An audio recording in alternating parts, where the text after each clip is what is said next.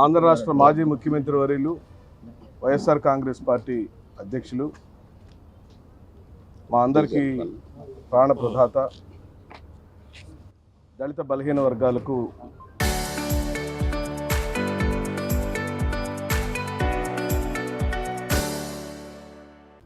ఓ దేవుడిగా కనిపించే జగన్మోహన్ రెడ్డి గారు మరోసారి తన యొక్క ధారాళత్వాన్ని, తన జాలి గుణాన్ని, దయార్థ హృదయాన్ని, క్రైస్తవ ప్రేమని ఈ కుటుంబం మీద చూపించాడు. ఇది నిజంగా ఈ ప్రపంచంలోని దళిత సామాజిక వర్గం అంతా కూడా ఆనందపడుతున్నాం, గర్వపడుతున్నాం. ఓ సరైన నాయకుడి యొక్క నాయకత్వంలో ఓ రాజకీయ పార్టీలో పనిచేస్తున్నామన్న ఆత్మసంతృప్తి కలుగుతుంది. స్థానిక శాసనసభ్యుడిగా నేను ఎలక్షన్లో పోటీ చేసి ఈ కుటుంబానికి అండగా నిలబడి జగన్మోహన్ రెడ్డి గారు చేసే ఆర్థిక సహాయంలో బహుముఖంగా దాన్ని ఆచరణాత్మకంగా చేయించడంలో నా సోదరుడు, ఇక్కడ స్థానిక అభిమాన నాయకుడు దేవినేని అవినాష్ గారు చూపించిన చొరవకు కూడా వైఎస్ఆర్ కాంగ్రెస్ పార్టీ ఎస్సీ విభాగం సంపూర్ణంగా వారికి మేము నిండు మనసుతో నమస్కారం చెప్తున్నాం. అలాగే నా తోటి ఎస్సీ విభాగం కూడా ఈ కార్యాచరణలో దగ్గరుండి కుటుంబానికి న్యాయం చేసే విషయంలో స్థానిక మరో శాసనసభ్యులు విష్ణు గారు, ఇక్కడ లేకపోయినా మాజీ మంత్రివర్యులు వెల్లంపల్లి శ్రీనివాస్ గారు, మరి జగన్ అన్న, జగన్మోహన్ రావు అన్న, ప్రతి ఒక్కరు కూడా ఈ కార్యక్రమంలో ఆ కుటుంబానికి ఆర్థికంగా సహాయం చేయాలి అని జగన్మోహన్ రెడ్డి గారు నిర్ణయం తీసుకుని దాన్ని అమలుపరచడంలో ఎవరి పాత్ర వారు పోషించినందుకు ప్రతి ఒక్కరికి వైఎస్ఆర్ కాంగ్రెస్ పార్టీ తరఫున, ఎస్సీ విభాగం తరఫున, పేరుపోగు క్రాంతికుమార్ కుటుంబం తరఫున నేను మనస్ఫూర్తిగా, సభాముఖంగా, మీడియా సాక్షిగా నేను సంపూర్ణంగా మేము కృతజ్ఞతలు చెప్తున్నాం. ఇది ఒక సామాజిక బాధ్యత. క్రాంతికుమార్ని రౌడీ షీటర్ని చేశారు, క్రాంతికుమార్ని గంజాయి అమ్మమని ప్రలోభ పెట్టారు, క్రాంతికుమార్ని డ్రగ్స్ అమ్మమని బలవంత పెట్టారు, క్రాంతికుమార్ని మర్డర్లు చేయమని, రౌడీ అంటే సెటిల్మెంట్లు చేయమని పదే పదే స్థానిక సిఐ బలవంత పెడుతుంటే ఆ టార్చర్ తట్టుకోలేక ఓ బలహీనమైన కుటుంబంలో పుట్టిన తను ఆవేశపూరితమైన ఒక నిర్ణయం తీసుకుంటే ఈ రోజున ముగ్గురు జీవితాలు రోడ్డు మీద పడినాయి. ఓ భార్య, ముగ్గురు చిన్నపిల్లల యొక్క జీవితాలు. అలాగనే పెద్దవారైన వెంకటేశ్వర గారు, వారి సతీమణి గారు కూడా స్వతంత్రంగా ఏ సంపాదన లేని పేదవాళ్ళు. ఆయన ఒక ఎంఆర్పిఎస్ ఉద్యమ నాయకుడిగా సుదీర్ఘకాలం జాతి కోసం పోరాటం చేసిన పేరుపోగు వెంకటేశ్వరరావు గారి కుటుంబంలోనే ఇంత ఘోరం జరిగితే ఈ దుర్మార్గ ప్రభుత్వం దున్నపోతు మీద వర్షం పడిన సామెతగా మొద్దు నిద్రపోతుంది చంద్రబాబు నాయుడు ప్రభుత్వం. నాకు గుర్తున్న మేరకు చంద్రబాబు నాయుడు పలు సందర్భాలలో నేనే పెద్ద మాదిగని, నేనే మాదిగా సామాజిక వర్గానికి సంబంధించిన అనేక మేళ్లు చేశానని చెప్పిన చంద్రబాబు నాయుడు ఈ రోజున రాష్ట్ర రాజధానిలో పేరుపోగు క్రాంతికుమార్ కుటుంబానికి న్యాయం ఎందుకు చేయలేదని అడుగుతున్నాను. పేరుపోగు క్రాంతికుమార్ యొక్క కేసుని నీరుగార్చడానికి శతవిధాలా మీరు ప్రయత్నం చేస్తే జగన్మోహన్ రెడ్డి గారు ముందుండి ఈ కేసుని పైకి తీసుకొచ్చి ఆ కుటుంబానికి నేనున్నానని నిరూపించాడు, చూపించాడు, చేశాడు. ఈ రోజున తనే స్వయంగా జేబులో నుంచి డబ్బులో 10 లక్షల రూపాయలను ఆ కుటుంబానికి ఆర్థిక సహాయం చేశాడు. ఓ 5 లక్షల రూపాయలని ఆ పాప పేరు మీద ఫిక్స్డ్ డిపాజిట్ చేశాడు. ఇద్దరు కుమారులకి చెరొక 2.5 లక్షల రూపాయలు ఫిక్స్డ్ డిపాజిట్లు చేసి 10 లక్షల రూపాయల ధనాన్ని జగన్మోహన్ రెడ్డి గారి జేబులో నుంచి, జగన్మోహన్ రెడ్డి గారి యొక్క సొంత డబ్బులను ఆ కుటుంబానికి సహాయం చేశాడు. నువ్వేం చేసావు చంద్రబాబు నాయుడు అని అడుగుతున్నావు. చంద్రబాబు నాయుడు జగన్మోహన్ రెడ్డి గారు వచ్చిన తర్వాత కేసుని పూర్వపరాలు పరిశీలించి తదుపరి ఎస్సీ కేసుగా కన్వర్ట్ చేశారు. మంచిది. ఎందుకంటే జగన్మోహన్ రెడ్డి గారు ఈ కేసును వదలడానికి తెలుసు. మేమందరం కూడా జగన్మోహన్ రెడ్డి గారి యొక్క నాయకత్వంలో పోరాడతామని తెలుసు. పేరుపోగు క్రాంతికుమార్ ఆత్మశాంతి కలిగించేదానికి నిరంతరం కృషి చేయాలనే నిర్ణయానికి వచ్చిన తదుపరి అప్పుడు ఈ ప్రభుత్వం మేల్కొని ఆర్థిక సహాయం ఆ ఎస్సీ ఎస్టీ అట్రాసిటీ కేసు మాత్రమే పెట్టగలిగింది. అలాగనే కేసు పెట్టడమే కాదు, దాని ద్వారా లభించాల్సిన ఆటోమేటిక్గా రాజ్యాంగపరంగా జరగాల్సిన ఒక్క మేలు కూడా ఈ రోజు వరకు ఈ కుటుంబానికి జరగలేదు. అది తక్షణమే ఇవ్వాల్సిన 8,50,000 రూపాయలైనా, ఆ భార్యకు ఇవ్వాల్సిన ఉద్యోగం విషయంలోనైనా, బిడ్డలిద్దరికి ముగ్గురికి చదివించాల్సిన ఉచితమైన చదువుల విషయంలోనైనా, లేదా 5 ఎకరాల వ్యవసాయ భూమి ఇవ్వటంలోనైనా, 5 సెంట్ల ఇంటి స్థలం ఇవ్వటంలోనైనా ఈ రోజు వరకు, ఈ క్షణం వరకు కూడా ఈ ప్రభుత్వం ఒక్క పని కూడా చేయలేదని అంటున్నాం.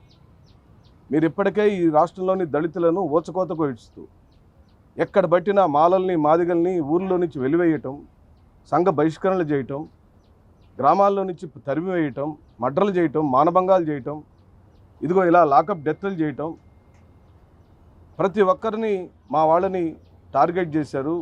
ఇంకా పైగా దళిత క్రైస్తవుల పేరుతో క్రైస్తవ సమాజాన్ని అంటిపెట్టుకున్న మా సామాజిక వర్గాలను పదే పదే అవమానపరుస్తున్న డిప్యూటీ స్పీకర్ మీద ఈరోజు వరకు చంద్రబాబు నాయుడు కనీసం మందలించిన వార్త కూడా చదవలేకపోవటం మేము చేసుకున్న దురదృష్టకరం.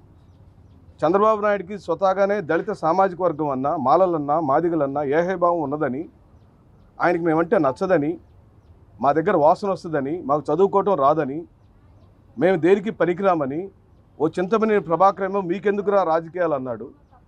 స్వయానా చంద్రబాబు నాయుడే దళితుల్లో పుట్టాలని ఎవరైనా కోరుకుంటారా అన్నాడు.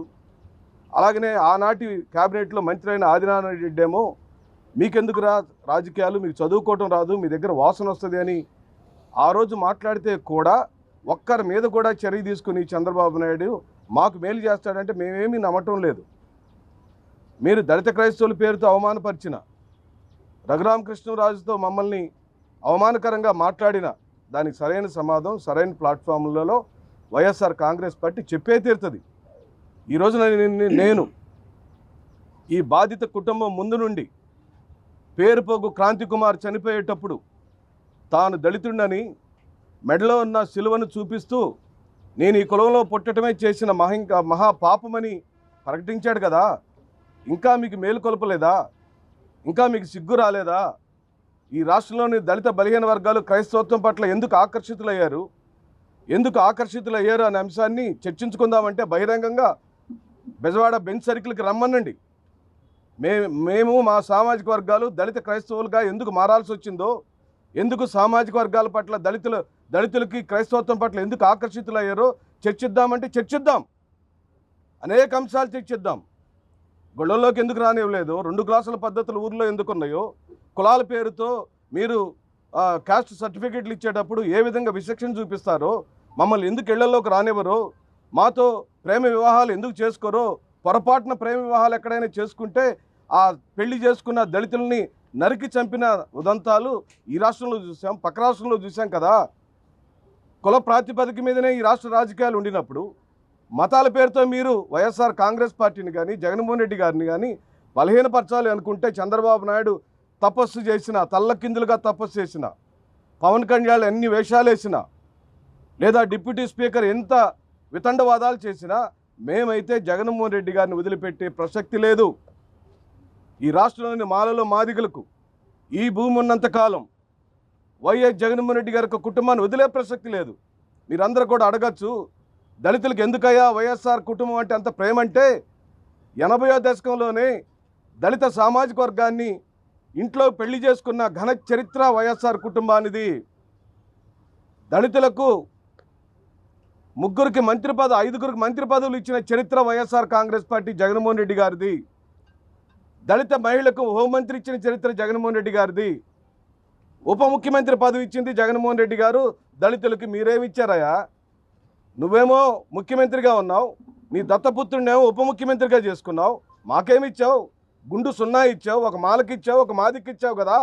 జగన్మోహన్ రెడ్డి గారు 5 మంత్రి పదవులు ఇస్తే నువ్వెందుకయ్యా 2 మంత్రి పదవులే ఇచ్చావు? నువ్వు చెప్పు సమాధానం. ఈ రోజున జనాభా నిష్పత్తి ప్రకారం 18-19% జనాభా ఉన్న ఈ రాష్ట్రంలో 2 మాత్రమే మంత్రులు ఉన్నారంటే అది నీ వివక్షత. నీకు పెట్టే బుద్ధి లేదు. నువ్వు అధికారంలో ఉన్నావు, ఈరోజు ముఖ్యమంత్రి స్థానంలో ఉన్నావు, పెద్ద మాదిగని అన్నావు. ఏమైంది ఈ రోజున నీ మాటలన్నీ? ఎందుకు పేరుపోకు క్రాంతి కుమార్కి నువ్వు సహాయం చేయలేకపోయావు? నేనున్నానని ఎందుకు నిలబడలేకపోయావు? ఎందుకు జగన్మోహన్ రెడ్డి గారు వచ్చిన తర్వాత మాత్రమే కేసును ఆల్టర్ చేశావు?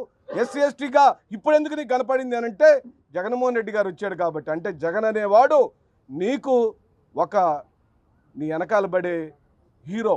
నువ్వు విలను అయితే జగన్మోహన్ రెడ్డి అనే హీరో నిరంతరం నిన్ను తరుముతూనే ఉంటాడు. అందుకే జగన్ అంటే భయం, జగన్మోహన్ రెడ్డి పార్టీ అంటే భయం, జగన్మోహన్ రెడ్డి పార్టీ నాయకత్వాలంటే భయం, జగన్మోహన్ రెడ్డి యొక్క మాటలంటే భయం, జగన్మోహన్ రెడ్డి ఉనికంటే భయం. కాబట్టి ఈ భయం ఇలాగే కొనసాగిద్ది. రేపు బూతులలో ఒక్క ఓటు కూడా మానియం. ఈ రోజున చెబుతున్నాం, పేరుబోగు క్రాంతి కుమార్ సాక్షిగా, ఆత్మసాక్షిగా, దేవినేని నెహ్రూ గారి కుమారుడు దేవినేని అవినాష్ రాజకీయాలకు రేపు 29 ఎన్నికలలో ప్రతి బూతు దగ్గర మాలా మాదిగలం వెళ్ళ తాండవ చేస్తాం. కర్రలతో, కత్తులతో, గొట్టలతో, ఇది ఎక్కడొచ్చినా, వీపులు పగలగొట్టినా, తలలు పగలగొట్టినా దేవినేని అవినాష్ అనే వాడిని అసెంబ్లీలోకి పంపించే తీరుతాం. మాదే యుద్ధం, నీకు మాకే యుద్ధం. ఆ యుద్ధంలో ఎవరు గెలుస్తారో ఎవరుస్తారో మీరు చూస్తారని చెబుతూ సెలవు తీసుకున్నాను. అలాగనే బాబుకి హైదరాబాద్ తీసుకెళ్ళి, 2 కుమారులు, ఒక కుమారుడికి అంగవైకల్యం ఉంది. వెన్నుపూస నుండి చిన్న కణితి ఉంటే ఆ కణితి ప్రభావం వల్ల కుడికాలు చచ్చుబడిపోయింది, పాదం అంతా పనిచేయట్లేదు, గాయమైపోయింది అని నేను వచ్చినప్పుడు ఆ తల్లి ఏడ్చి చెప్తే ఆ కనికరం కలిగిన మనసు జగన్మోహన్ రెడ్డి గారు తక్షణమే స్పందించి అవినాష్ బాబుకి చెప్పి ఇక్కడ విజయవాడలో చేయాల్సిన టెస్టులన్నీ చేసి కుటుంబాన్ని అంబులెన్స్ ఇచ్చి హైదరాబాద్ పంపించి పెద్ద హాస్పిటల్లో ట్రీట్మెంట్ చేసి ఆ వెన్నుపూసలో ఉన్న గాయాన్ని, ఆ కణితిని కూడా తీసివేసి ఆ పిల్లాడికి సంపూర్ణంగా ఆరోగ్యవంతుడిగా చేయటం కోసం కూడా వైఎస్ఆర్ కాంగ్రెస్ పార్టీ నాయకుడు జగన్మోహన్ రెడ్డి గారు నిర్ణయం తీసుకున్నారు. ఇప్పటికే హాస్పిటల్ టెస్టులు అయిపోయినాయి. అలాగే పిల్లలిద్దరి యొక్క చదువుల విషయంలో ఈ ప్రభుత్వం పట్టించుకోకపోయినా నేను పేరుపోగు వెంకటేశ్వరన్నకి నేను మాటిస్తున్నాం, వైఎస్ఆర్ కాంగ్రెస్ పార్టీ శ్రేణులన్నీ నీకు అండగా నిలబడతాయి. జగన్మోహన్ రెడ్డి గారి యొక్క నాయకత్వంలో నీ ఆత్మసాక్షిగా, నీ ఆత్మగౌరవానికి ఎక్కడా తగ్గనీయకుండా వైఎస్ఆర్ కాంగ్రెస్ పార్టీ శ్రేణులన్నీ సభాముఖంగా నీకు తోడుగా ఉంటాయని చెప్తూ సెలవు తీసుకుంటున్నాను. క్రాంతి కుమార్ గారికి, వారి కుటుంబానికి అండగా ఉండడానికి జగన్మోహన్ రెడ్డి గారు రాజకీయ కోణంలో అనేది కాకుండా మానవీయ కోణంలో ఈవేళ వాళ్ళకి సహాయాన్ని అందజేయడం జరిగింది. అదేవిధంగా ఈ రాష్ట్రంలో తెలుగుదేశం ప్రభుత్వం హయాంలో వ్యవస్థలు ఎలా పనిచేస్తున్నాయి అనే దానికి ఇది ఉదాహరణ. ఆయన సూసైడ్ వీడియో మాట్లాడి చనిపోయిన తర్వాత కూడా దాన్ని సుమోటోగా కేసు చేయలేదు. వ్యక్తులు ఎలాంటి వాళ్ళైనా సరే ఆత్మహత్యకి ప్రేరేపించారంటే ఖచ్చితంగా దానికి బాధ్యత వహించాల్సింది ప్రభుత్వమే, అందులో విభాగాలే. కానీ ఏం చేశారో చూసాం. ఎన్ని రోజుల తర్వాత ఇది వెలుగులోకి వచ్చింది. దీని పట్ల తూతూ మంత్రంగా ప్రభుత్వం ఎట్లా వ్యవహరించిందో చూసాం. దీని తర్వాత జరిగినటువంటిది సాయిది, చివరికి బూడిదిమ్మని అడిగినా కూడా ఇవ్వని పరిస్థితి చూసాం. నిన్న వచ్చిన సంఘటన గుంటూరులో వివస్త్రం చేశారు ఒక మహిళల్ని. తెలుగుదేశం నాయకులు వివస్త్రం చేసిన 2-3 రోజుల తర్వాత కూడా బయటికి రాలేదు. అంటే అసలు ఒక మహిళ హోంమంత్రిగా ఉండి ఇంతకుముందు మహిళలకి ఏమన్నా జరిగితే అది చేస్తాం, ఇది చేస్తాం, మేమైతే అని చెప్పి మాట్లాడినటువంటి హోమ్ మినిస్టర్ గారు వాళ్ళు ఎక్కడున్నారు? వివస్త్రం చేస్తే 3 రోజుల తర్వాత కూడా అది బయటికి రాలేదంటే ఎలాంటి పరిస్థితుల్లో ఆంధ్రప్రదేశ్ ప్రజలు ఉన్నారు? ఇది అందరం అర్థం చేసుకోవాల్సింది. జగన్మోహన్ రెడ్డి గారి ఉద్దేశం కూడా అదే. ఆంధ్రప్రదేశ్ ప్రజలు ఎలాంటి ఇబ్బందుల్లో ఉన్నారు, ఎలాంటి పరిస్థితుల్ని ఫేస్ చేస్తున్నారన్నదే. దీనికి వాళ్ళు తమ తర బంధాలను కానీ తారతమ్యాలను కానీ చూడట్లేదు. నిన్నే చూసాం కదా మనం ఒక సంఘటన. ఐటీడీపీకి పనిచేసినటువంటి ఒక కార్యదర్శి మణిరత్నం, ఆ అబ్బాయి ఐటీడీపీకి పనిచేశాడు, కార్యదర్శి స్థాయిలో ఉన్నాడు. అతన్ని వేటాడి నూజివీడులో కారుతోటి గుద్దటమే కాకుండా రాడ్లతోటి కొట్టి చేశారు. ఏంటి? వాళ్ళ పార్టీ వాళ్ళనే, అంటే వాళ్ళ అధికార దాహానికి కానీ వాళ్ళ అవినీతికి కానీ అరాచక పాలనకు కానీ అడ్డం వస్తే ఎవరిని ఉపేక్షించరు. దురదృష్టవశాత్తు ఇతను కూడా పాపం దళితుడయ్యాడు. మణిరత్నంకు ఉన్న పేరేంటి? మంచోడు అంటే అందరికీ తెలుస్తారు. ఐటీడీపీ కార్యదర్శి సొంత పార్టీ వాడినే ఇలా చేశారు. ప్రశ్నిస్తే ఏంటి ఇలా జరుగుతుంది అని మాట్లాడితే, సమాజం కోసం ప్రజల కోసం మాట్లాడితే గుద్దేశారు.